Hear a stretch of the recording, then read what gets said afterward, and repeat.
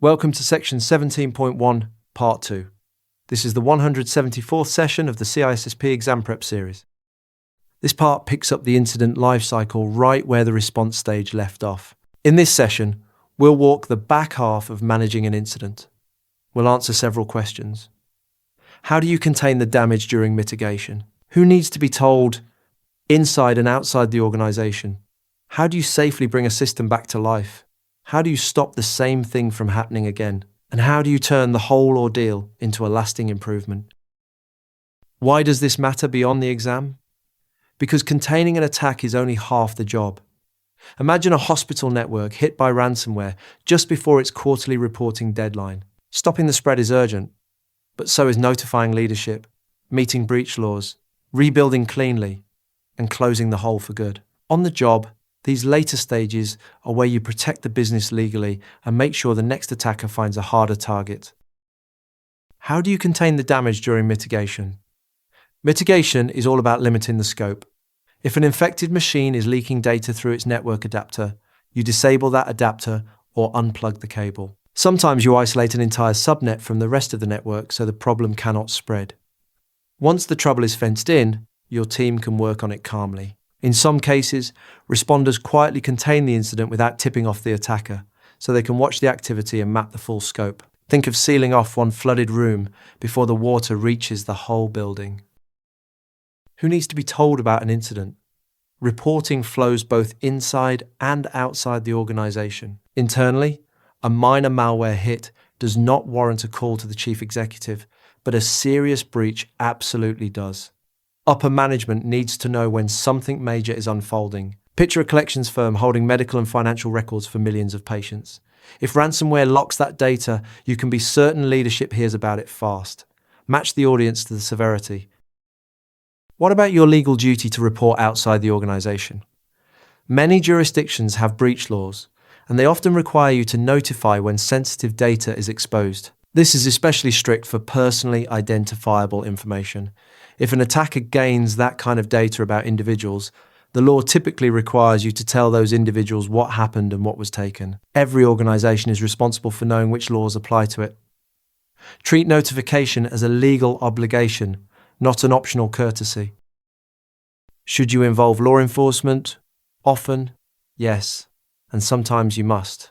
For serious incidents, consider reporting to official agencies who may assist the investigation and use the data to protect other organizations. Some companies avoid this to dodge bad publicity or an intrusive probe, but that choice disappears once personal information is exposed. Certain standards, like the major payment card requirements, also mandate reporting specific incidents. And remember, many incidents go unreported simply because staff never recognize them, which is why training is the real fix.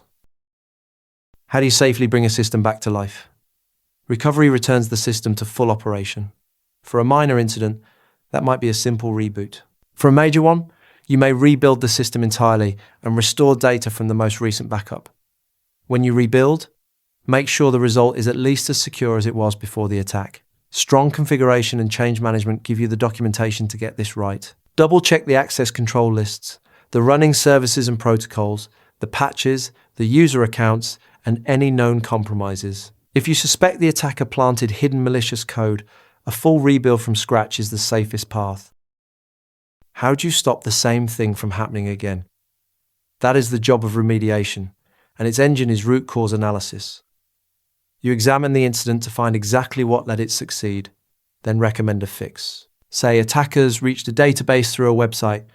Maybe the server was missing patches, so you stand up a patch management program. Maybe the application skipped input validation and allowed an injection attack, so you add proper validation. Maybe the database sat on the web server itself, so you move it behind another firewall. Fix the cause, not just the symptom. How do you turn the ordeal into a lasting improvement? The lessons learned stage examines both the incident and your response for anything worth changing. The response team leads this, joined by others who know the event well.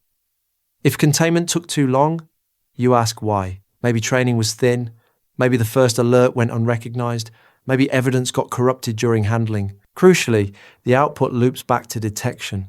so you can tune your intrusion detection systems and catch the next attempt sooner. The team usually writes a report, and management decides which recommendations to adopt, owning the risk of any they reject.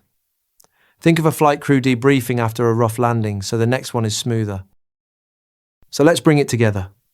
Mitigation fences in the damage, sometimes without alerting the attacker. Reporting runs inside to management and outside to individuals, agencies, and regulators as the law demands. Recovery restores the system to at least its former security, often by rebuilding from scratch. Remediation uses root cause analysis to kill the underlying flaw. And lessons learned feeds everything you found back into stronger detection. Together with the response stage, that completes a full, repeating incident lifecycle. The MCQs covering all the topics and concepts from this session are available on rucloud.com. Practice the chapter-specific MCQs before moving on to the next session. Thanks for watching. If you have any questions or feedback, post a comment below or email us. I will see you in the next session.